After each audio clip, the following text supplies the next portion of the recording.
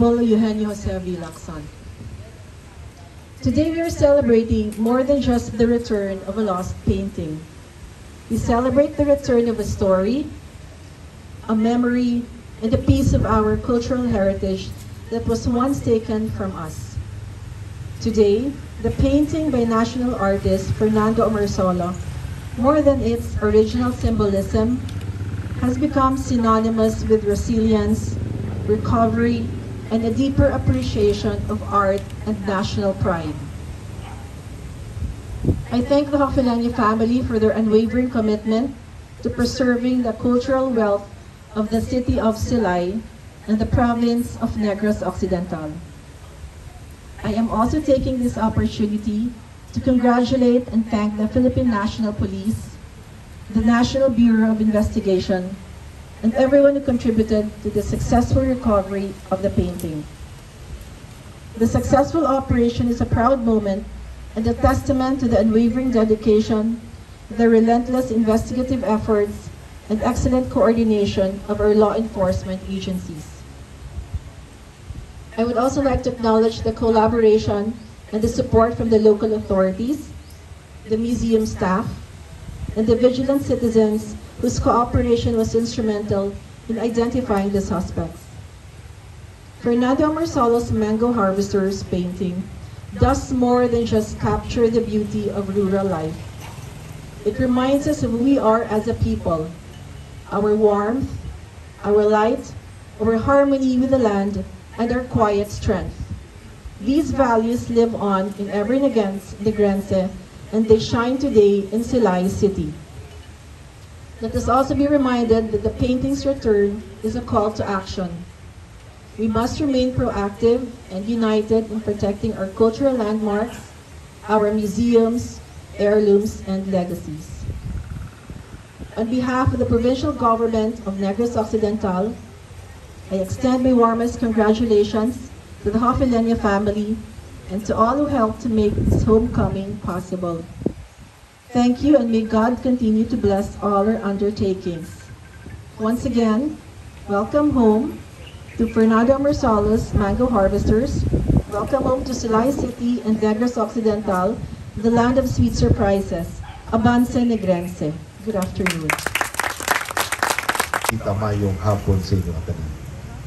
Just to give you an overview of how this special or very important relic, or what you say, heritage painting na recover, is because of the help of the community. Part of the program of the city is to train sa mga tricycle drivers to be tour guides. And part of the training is to identify sang ilang mga pasahero. And most especially, know them better. Kung sa bangko lang, know your client. So it so happened nga ang nagkawat sang ini nga Amorsolo painting, nagsakay sa tricycle, nga ang driver nakaagi training on tour guiding.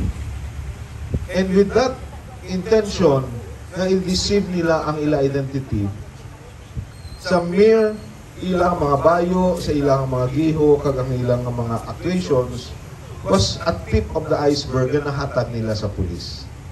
And it was a very crucial information to the point na nabalaan na dayon sa aton pinakamapisan na Chief of Police Colonel Mark Daroca, kundiin nagkadto ang kawatan. Even trying to deceive the police, nga nagsakay sila sa isa ka point, nagkadto sa Victorias, ka nagbalik sa Bacolod. So those details were not possible had it not been from the simple tricycle driver nga na-train naton sa City of Silay. So all of these are critical information that led to the, siguro na-identify sila, and later on labot gid hasta sa Iloilo. But of course, dili nato makita how important is community participation in the tourism industry. It may start with this simple artifact na dula, but if we could continue on training our community on how to be tourist friendly, then it will be a boost for the city of Silay. As part of our contribution to the World Heritage bid of the City of Silay, we will be starting on Tuesday ang pag-eliminate ng spaghetti wars within our heritage zone. This may be a simple act, but all simple acts that are accumulated will lead to bigger output. Simple things that gets done is important, especially sa atong mga proposed ng mga heritage zone. It has been, siguro mabal na to, it has been a jewel for the City of Silay, and we will continue to protect this gem of the city on the tourism heritage.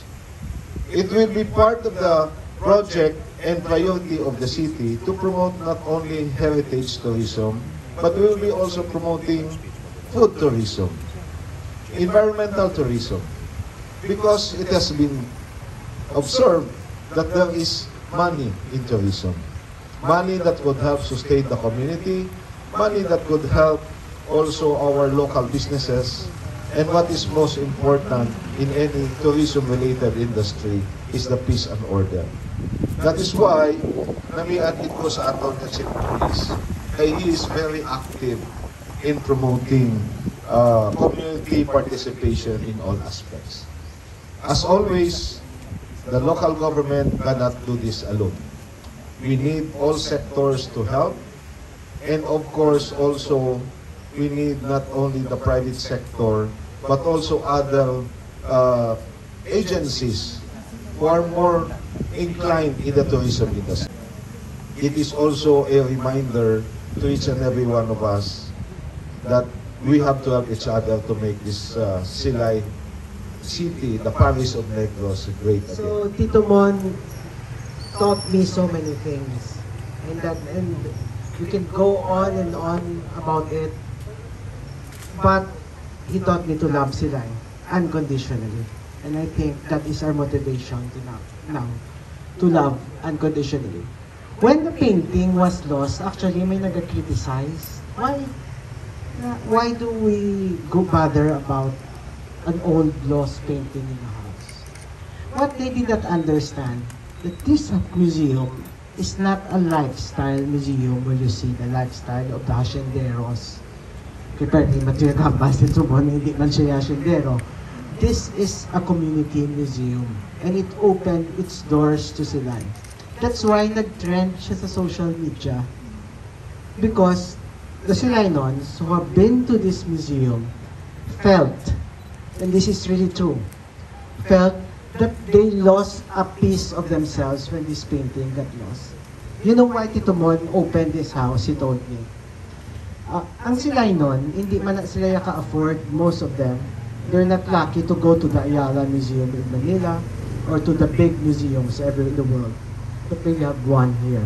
So Tito Mon opened its doors so that our community has access to the art, because he believes that if you nurture the arts, you will be good citizens in the country.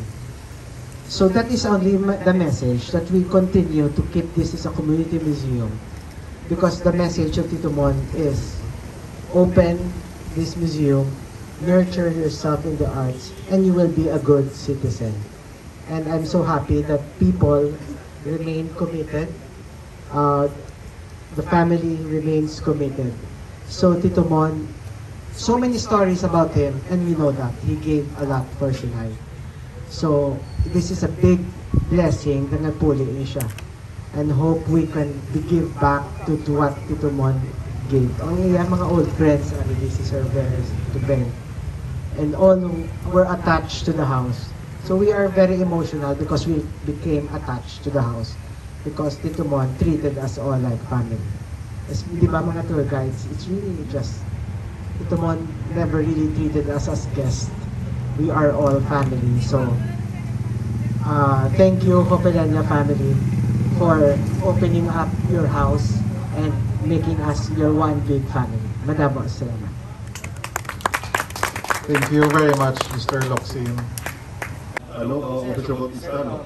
At sa kay Sir Lachika, mga, so really naman ito sugod.